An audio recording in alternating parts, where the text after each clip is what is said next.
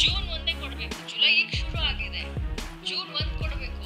ನೀವು ಅರ್ಥ ಮಾಡ್ಕೊಳ್ಳಿ. ನೀವು ನನಗೆ 2-3 ತಿಂಗಳು ಅಂದಾಗ ನಾನೇ ಕನ್ಫ್ಯೂಸ್ ಆಗ್ತೀನಿ, ಏನಪ್ಪ ನಾನು ಹಾಕಿದ್ದೀನಲ್ಲ 3 ತಿಂಗಳದ್ದು ಕೇಳ್ತಾ ಇದ್ದೀರಿ ಅಂತ. ನೀವು ಫಸ್ಟು ದಯಮಾಡಿ ಇರ್ತದೆ, ನೀವು ಅಪ್ಡೇಟ್ ತಗೊಳ್ಳಿ. ಮೇವರೆಗೂ ಕ್ಲಿಯರ್ ಮಾಡಿದ್ರಿ, 1 ತಿಂಗಳು ಬಾಕಿ.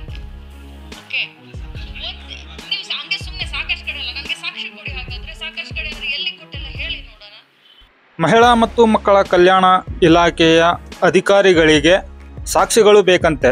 ನೀವೇ ನೋಡಿದ್ರಲ್ಲ, ಪ್ರೆಸ್ನವರು 2-3 ತಿಂಗಳುಗಳಿಂದ ಗೃಹಲಕ್ಷ್ಮಿ ಹಣ ಬಂದಿಲ್ಲ ಅಂದಾಗ ಸಚಿವೆ ಮೇ ತಿಂಗಳವರೆಗೂ ಯಾವುದೇ ಕಂತು ಬಾಕಿ ಇಲ್ಲ, 21ನೇ ಕಂತಿನವರೆಗೂ ಎಲ್ಲ ತಿಂಗಳ ಹಣ ಫಲಾನುಭವಿಗಳಿಗೆ ವರ್ಗಾವಣೆ ಮಾಡಿದ್ದೀವಿ, ಯಾವ ಕಂತು ಬಾಕಿ ಇಟ್ಟಿಲ್ಲ ಅಂತ ಅಂದರು. ಈ ವಿಷಯಕ್ಕೆ ಸಂಬಂಧಿಸಿದಂತೆ ಎಲ್ಲ ಗೃಹಲಕ್ಷ್ಮಿ ಪಡೆಯುವಂಥ ಫಲಾನುಭವಿಗಳು ನಿಮಗೆ ಎಷ್ಟನೇ ಕಂತು ಬಂದಿದೆ, ಇನ್ನು ಎಷ್ಟು ಕಂತು ನಿಮಗೆ ಬರೋದು ಬಾಕಿ ಇದೆ ಅನ್ನೋದನ್ನು ನಮ್ಮ ಒಂದು ವಿಡಿಯೋದ ಕಮೆಂಟ್ ಬಾಕ್ಸ್ನಲ್ಲಿ ತಿಳಿಸಿ.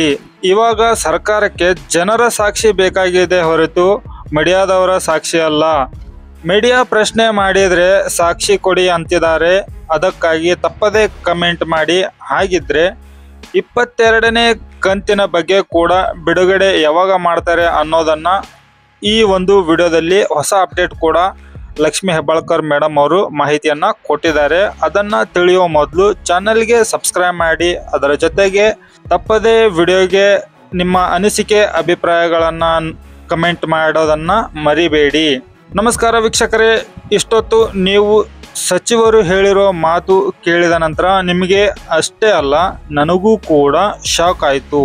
ಇನ್ನು ಗೃಹಲಕ್ಷ್ಮಿ ಫಲಾನುಭವಿಗಳಿಗೆ 19, 20, 21ನೇ ಕಂತು ಪೂರ್ತಿಯಾಗಿ ಯಾವ ಜಿಲ್ಲೆಯ ಫಲಾನುಭವಿಗಳಿಗೆ ಇನ್ನೂ ಪೂರ್ತಿಯಾಗಿ ಜಮಾ ಆಗಿಲ್ಲ ಅಂತ ಜನರು ಹೇಳ್ತಾ ಇದ್ದಾರೆ. ಆದರೆ ಲಕ್ಷ್ಮಿ ಹೆಬ್ಬಾಳ್ಕರ್ ಮೇಡಮ್ ಅವರು 21ನೇ ಕಂತಿನವರೆಗೂ ಎಲ್ಲ ಕ್ಲಿಯರ್ ಆಗಿದೆ ಅಂತ ಹೇಳಿ ಅಂದರು. ಇದರ ಬದಲು ಇನ್ನು ಯಾವ ಜಿಲ್ಲೆ ಆಗಿರ್ಬೋದು ಅಥವಾ ಫಲಾನುಭವಿಗಳಿಗಾಗಿರ್ಬೋದು ಬರದೇ ಇರೋ ಕಂತಿನ ಹಣ ಬರುತ್ತೆ ಅನ್ಬೋದಿತ್ತೇನೋ ಅಂತ ಅನ್ಕೊಂಡೆ. ಆದರೆ ಲಕ್ಷ್ಮಿ ಹೆಬ್ಬಾಳ್ಕರ್ ಮೇಡಮ್ ಅವರು ಆ ಥರ ಅನ್ಲಿಲ್ಲ. ಅವರು ಸಾಕ್ಷಿ ಕೇಳ್ತಾ ಇದ್ದಾರೆ. ಅದನ್ನು ನೀವು ಕಮೆಂಟ್ ಮುಖಾಂತರ ತಿಳಿಸಿ.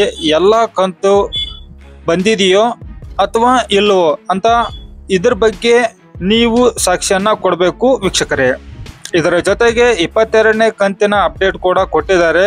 ಇದೇ ತಿಂಗಳು ಅಂದರೆ ಜುಲೈ 15ನೇ ತಾರೀಕಿನ ಒಳಗಡೆ 22ನೇ ಕಂತು ಕೂಡ ನಿಮ್ಮ ಖಾತೆಗೆ ಜಮಾ ಮಾಡ್ತಾರಂತೆ.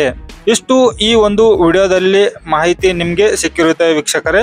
ಈ ವಿಡಿಯೋ ತಮಗೆ ಉಪಯೋಗ ಆಗಿದ್ರೆ ವಿಡಿಯೋಗೆ ಲೈಕ್ ಕೊಡಿ, ಚಾನಲ್ಗೆ ಸಬ್ಸ್ಕ್ರೈಬ್ ಮಾಡಿ. ಮತ್ತೆ ಹೊಸ ಮಾಹಿತಿಯೊಂದಿಗೆ ಸಿಗ್ತೇನೆ. ಅಲ್ಲಿವರೆಗೂ ಜೈ ಹಿಂದ್.